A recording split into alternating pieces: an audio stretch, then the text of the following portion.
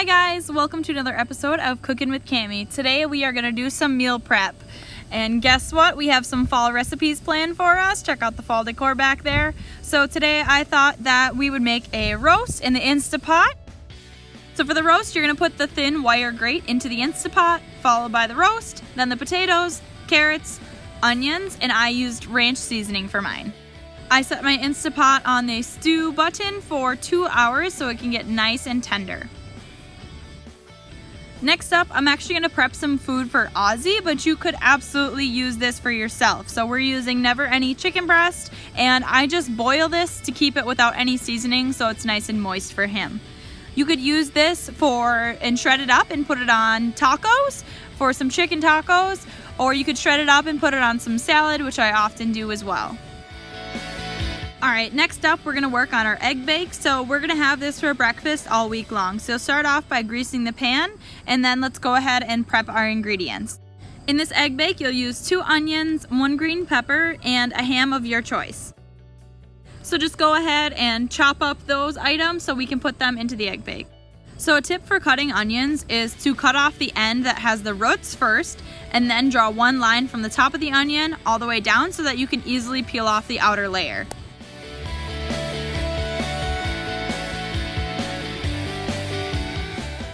So for the meals that we're prepping today, we're actually prepping for breakfast all week long, lunches, and prepping some extra dinner meat that we can use as well.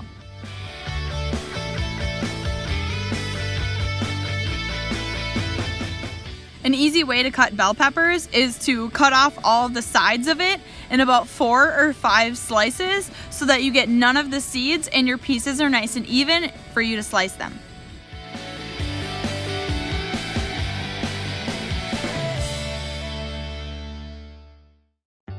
Next up, we're going to prepare the ham. For this, you could use either the sliced ham or the ready to carve ham that comes in a slab.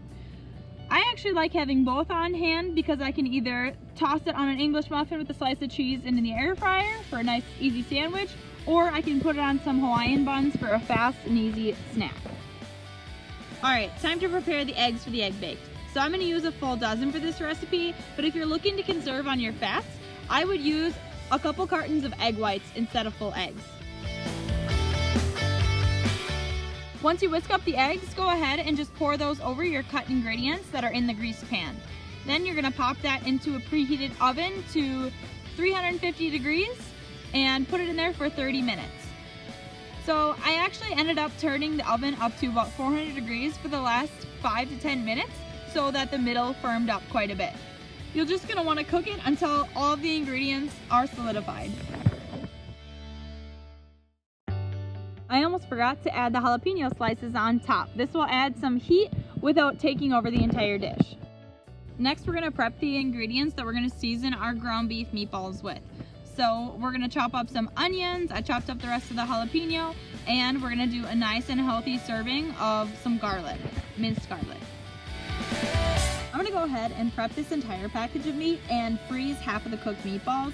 But if you don't want to cook the whole thing, what I would recommend doing is take a big chunk and put it into a smaller bag and freeze it in smaller portions so you have more for the rest of the week. So I just put all of the chopped ingredients directly on top of the meat because I'm going to kind of mix it as I go as I form the meatballs. I'm also going to season this with our favorite seasoning from Costco. It's the barbecue pork barrel, and it tastes amazing on everything. Run, not walk to go get yourself. So I'm just going to ball up the hamburger meat and put one batch in the air fryer, and I'm going to do the rest of it on a cookie sheet and toss those in the oven. So you're going to toss these in the oven that's at 350 degrees along with the egg bake, and we're going to check these at 20 minutes and see how they're doing. Alright, now let's prep some veggies. So for veggies this week, we're going to have celery so we can make ants on a log. We're going to pair that with baby carrots and then some cucumber slices from our garden. Make sure that you rinse and wash all of your fruits and veggies.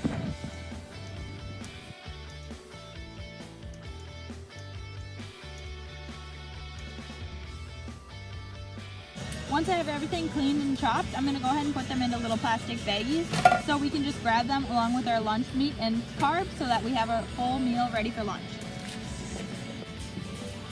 Next, we're going to prep our fruit. So today for our fruit bags, we're gonna be doing strawberries, grapes, and blueberries. I like to do a variety of vegetables, fruits and vegetables to get all those micronutrients in, but if I was counting my macros, I would keep it simple and just pick one fruit or vegetable at a time to make weighing and measuring easier.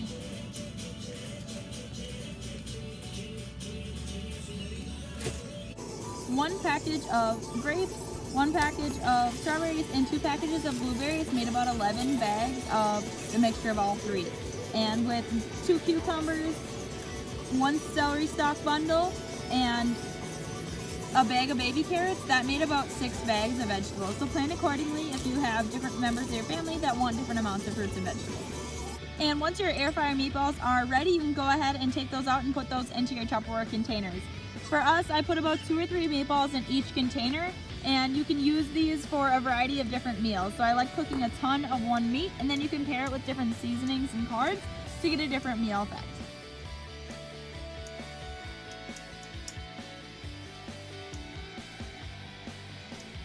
With half of the ground beef containers, I'm gonna mix that with sweet potatoes cooked in the air fryer. And when it comes to cooking sweet potatoes, I found my favorite method to cut them is to cut them into rounds or slices and then go out back and quarter those. I find that sweet potatoes can be a pain to cut into french fries, so I like to do the cubing method, but whatever you find that works best, go ahead and do that. When it comes to cooking sweet potatoes, it's essential that you make sure that you rinse your sweet potatoes first. That pulls off the starch. Once you have them cut, rinsed, and dried, go ahead and toss them in the air fryer, spray it with a little bit of cooking spray, and cook them low and slow on 350 for about 20 minutes and see how they're doing then. And there you have it. Thanks for watching. We'll see you next time. Bye!